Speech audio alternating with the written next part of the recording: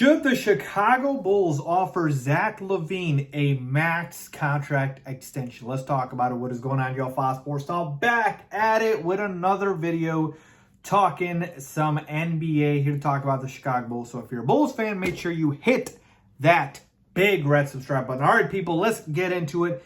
This has been a hot topic for a few weeks now, ever since the Chicago Bulls season ended, and that is, should we offer Zach Lavine a max contract extension? All right, so I'm going to give you guys my take.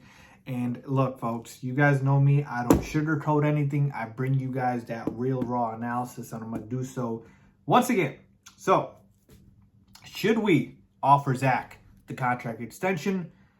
My answer, plain and simple, yes. Here's why. All right, Zach Lavine this summer is due a 5-year, $200 million extension if he signs with the Chicago Bulls. If he does not, and if he signs with another team, it would be a 4-year, $160 million extension. So that basically means no other team can offer as much as the Chicago Bulls can offer Zach Lavine. So that is incentive number one for Zach Lavine to stay in Chicago. But let's talk about the reasons why I am saying that we should keep Zach and offer him the extension.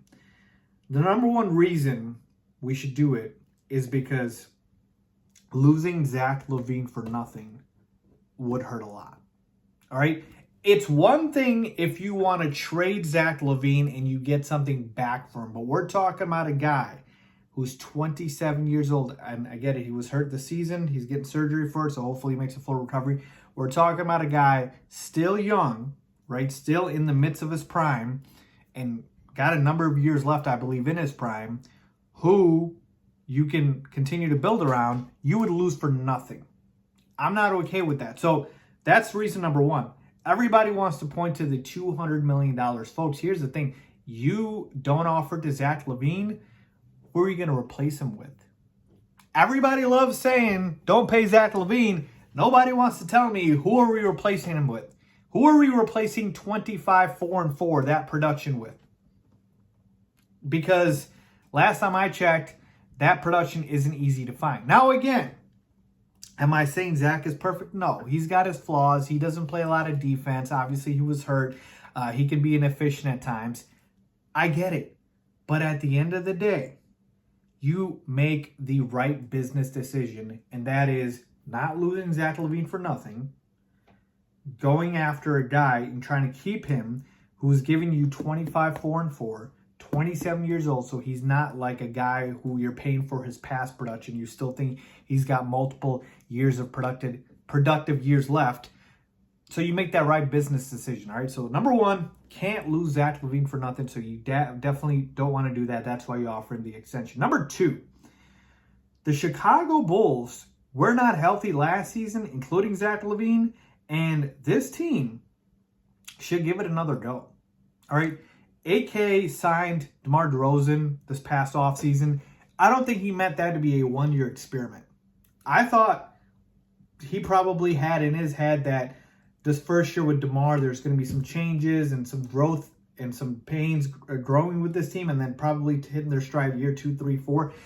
But no, they hit their stride in year one, had a very successful season. So now you build on top of that. You don't just disrupt the entire core by letting your second best player go. So I believe AK wants to run it back, and you should run it back because, look, Lonzo Ball was not healthy. Alex Caruso in and out of the lineup. Zach Lavine getting off-season surgery. So when your full team is healthy, you wear a solid offensive and defensive team. You wear. So you need to give it another go, I believe, with this team, and you do that with Zach Lavine, adding him back to the roster, okay? And look, let's be honest about this. You need 2 wing scorers in this league. We look at Jason Tatum, Jaylen Brown, what they're doing. I mean, you talk about the other teams like, Kyrie Irving, Kevin Durant, Chris Middleton, Drew Holiday, Giannis. Like, every team needs multiple stars. You don't just need one, you need multiple. Now, the problem with the Bulls is our stars aren't as good as the other stars, but that does not mean we can't continue to add. Like, for instance, we know the issue with the Bulls is they don't have a lot of defense, period, but interior defense, interior scoring, they don't have either. So let's say I told you, what if we added a guy to the Bulls like a John Collins? how much better this team would be. We need a starting four who's a two-way player. What about a Pascal Siakam? Right now we're talking. Again, I'm not saying it's easy to get these guys, but I'm just telling you how far this team is. It's not that far.